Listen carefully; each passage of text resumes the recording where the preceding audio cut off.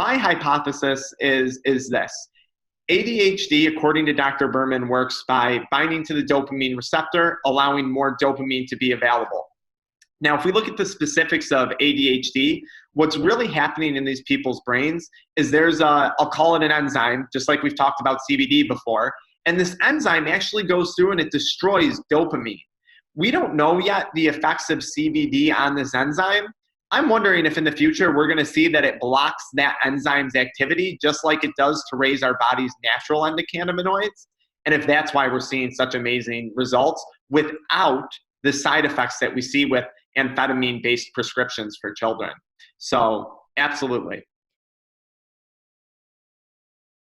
I do believe on this topic especially that there are, whether we're holistic or medical doctors, psychiatrists, psychologists, that there are a lot of people that are frustrated seeing these young individuals on the drugs. So I tell parents, yes, some physicians are going to shut you down and say, oh, that's absurd. No. I think you're going to be surprised at some of the feedback that you get of, oh yeah, go for it. Yeah, I would like you to try this. Now, with that being said, when you seek out the care of a holistic practitioner, a functional medicine practitioner, you're going to get a different type of approach. So in my world, I look at this young kid and I say, why is his dopamine so messed up? Is this all genetic? Or are there other reasons? Are there food allergies? Are there iron deficiencies? Is this a vitamin D deficiency? Is this child not getting any sunlight exposure? Are there omega-3 fatty acid deficiencies? Something we can test for in blood work.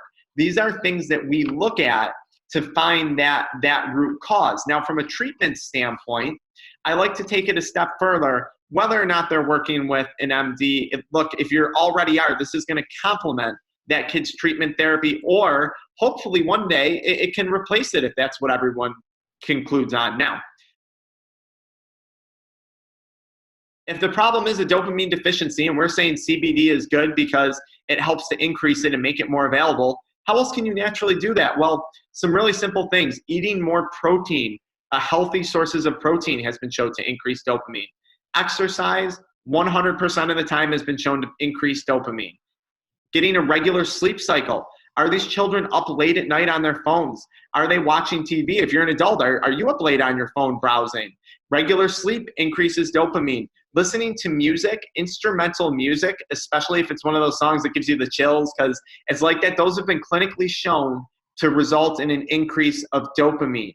Meditation has been shown to increase dopamine levels. So my question would become, why is this not the first line of defense when we're trying to attack this? Why are we not working with natural supplements, whether it be CBD or vitamins and minerals, and making these lifestyle modifications? Especially, I mentioned it earlier, if it is an adolescent or adult group, if you are addicted to a nicotine or a tobacco product, you are going to have to stop, because if you want to treat the ADHD, these products lead to mass amounts of dopamine release, and you're messing up your body's dopamine reward cycle with that. So that would be the other big thing. But why aren't we stopping there? Why aren't we starting there? Why aren't we starting there as the first line of a defense? Dosing is always a common question if you do go the route of CBD. When it comes to that, we always say start slow.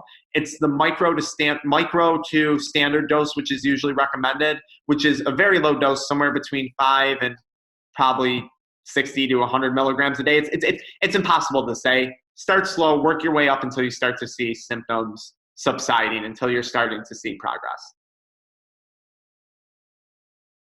I think one of the things that makes CBD such a wonderful thing is the fact that, yes, sometimes we do see those instant results, whether it's an improvement in sleep or an improvement in anxiety. But I think one of the best aspects of it is that it does take a little bit of time, because it's rebalancing your body. It's helping with the dopamine receptors. It's not causing that immediate change, because anytime we have something instantaneous, overwhelmingly instantaneous, like if we were to take an Adderall or a Ritalin, it's going to come with side effects. So I tell people that time is an important thing, and I think it's I think it's actually a wonderful thing.